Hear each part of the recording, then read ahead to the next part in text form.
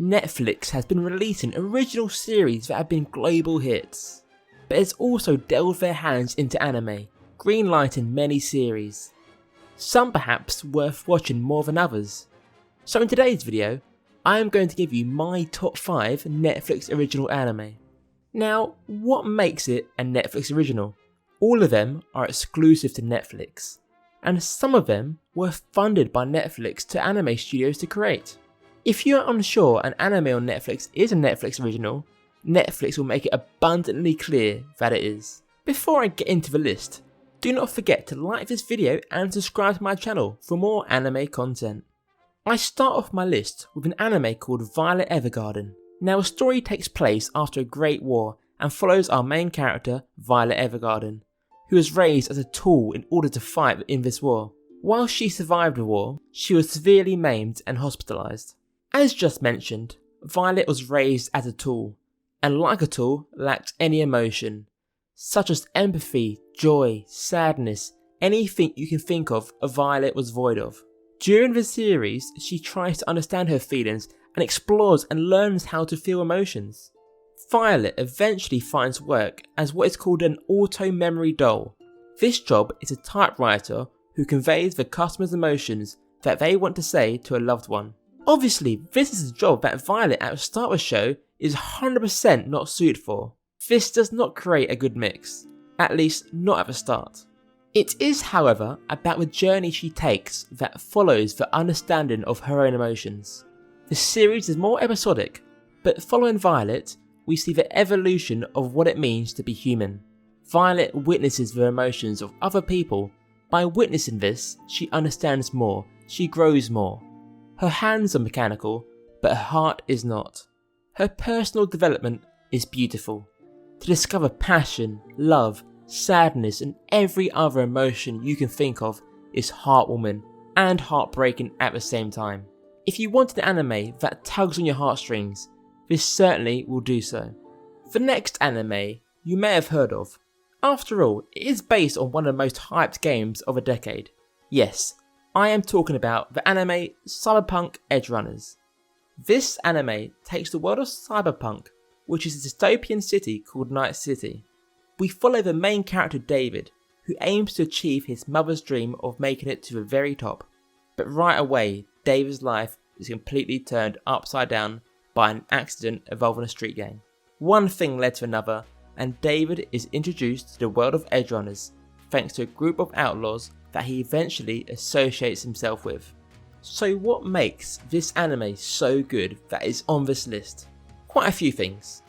If you're a fan of Cyberpunk, or even just the atmosphere of a game, this certainly does it justice in terms of visually showing off the world. It matches the game's atmosphere down to a T. Not only does it do so by the art itself, but the majority of the soundtrack is from the game. It did this so well that the sales of Cyberpunk even increased. Adding to this, the anime is created by Studio Trigger, who is known for their outlandish animation style, and this is obviously present in Cyberpunk Edgerunners. The fights are pleasing on the eyes, but they can be extremely gory, and that really sums up Trigger. Every single frame could be a wallpaper in itself, with just how fluid and beautiful this anime is animated. The story, whilst being somewhat simplistic, is also very fulfilling. The series is only 10 episodes, and because of that is very fast paced. Yet with a great cast of characters and satisfying character progression, each episode seems perfectly tuned. The cast is great, each character is completely different from the next, to a big hench gang leader, to the lolly. Cyberpunk perhaps is one of the best looking anime of 2022. The world itself is so immersive and sets you right into the story. That will take you on a fantastic ride, and that is why it makes it onto the list. Beastars is next. If you're still in 2022 and first think this is for furries, then you are wrong. Whilst I get why that might be your first response, if you haven't watched this anime purely for the fact you are worried about being called a furry, you are missing out. Let me try and clear any doubts and show you why this anime is on this list. So the characters of Beastars are anamorphic animals, if that wasn't obvious. They use this to give commentary on our society. For instance, The difference between carnivores and herbivores reflect issues such as racism and sexism. It also highlights other issues such as natural desires, whenever that is a temptation to eat others, or sexual desires. You see, the whole reason why the characters are animals is so important. The characters are well thought out. We have Legacy, a wolf, who being a carnivore is meant to be tough and aggressive, but he suppresses those natural instincts to be kind-natured. The only problem is that because he is a carnivore, he is still feared by herbivores, as you expect. It paints a picture of society that people will always have a label for a stranger before they get to know them. It shows problems in our world as well as theirs. It shows discrimination. In a way, Beastars can be seen as very political, as it tackles major issues and it really hits the nail on the head in reflection to our world. And it does this so cleverly, while still creating a wonderful cast of characters. For an anime that looks perhaps so simple from just looking at clips, trailers or screenshots, there is so much complexity that I'd recommend anyone to watch. Do you enjoy superhero films or series? As the next series on my list is Tiger and Bunny. This series takes on the superhero trope that a lot of us know and love, and puts their own twist on it. Tiger and Bunny is set in Sternville City, which is quite obviously based on New York. The population is a mix of humans and Nexts. Nexts are humans with powers, and some of these Nexts are superheroes. Additionally, superheroes are marketed and compete against each other for points from the good deeds they do to become the top superhero.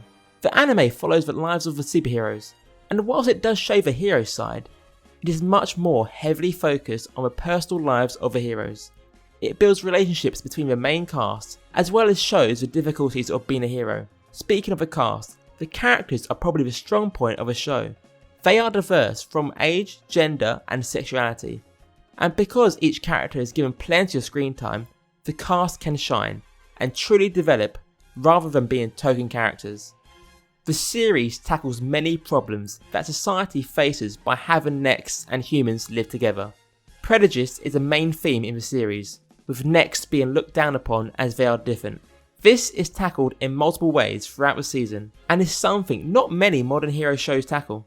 As well as this, the story, whilst follows a less linear approach, is a mystery, at least in season 1. With superheroes, obviously comes people who use their powers for other means, and this comes in the shape of a secret organisation or a Boris. The organisation is kept a mystery, but it certainly pulls the strings behind the scenes, and is a main threat to our heroes and the city. Tiger and Bunny currently has 2 seasons and 2 movies, with the second movie being canon to the story. It is certainly an underappreciated series, and I would love if more people watched it. Full of amazing characters to the outstanding music that makes the world feel so much more alive. Honestly, if you're not even big on superheroes, I would still highly recommend it. The last in this list, and probably the most surprising, is Kotaro Lives Alone. Honestly, when I first clicked on to watch this, I wasn't sure what to expect. The story follows Kotaro, who, as you'd guess, lives alone. It is not told exactly why he lives alone, but he lives alone in a building complex shared by other residents. The residents make up the small cast of the show, ranging from a hopeless unemployed mangaka to a Yakuza lookalike. At first, it seems a very happy and funny anime, and whilst it can be, as the episodes progress, we are let in on the difficulties Kotaro faces living alone. He is obviously lonely, but also a sense of his childhood is lost. No one is there to look after him. He has to do all the jobs around the house which normally would be covered by a parent. There are also serious topics in the series, such as child abuse and neglect. Fortunately, however, these sad moments are brightened by the residents of the apartment building. The residents act as a family for Kotaro, as they are brought together by Kotaro's kindness and thoughtfulness. Kotaro is very selfless, and he puts everyone else first.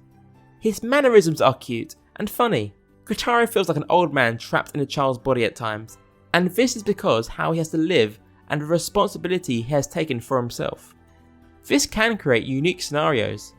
For instance, kids normally have no filter and will say whatever they want, so combine that with the maturity of an adult and you have Kotaro. Honestly, I do not want to spoil a thing. This in my books is a must watch.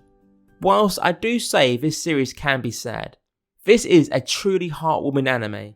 I would recommend anyone to watch this, even those who have not really watched anime before. That is it for my list. Let me know what your favourite Netflix original is in the comments below. If you enjoyed, do not forget to like this video and subscribe. I will see you in the next video.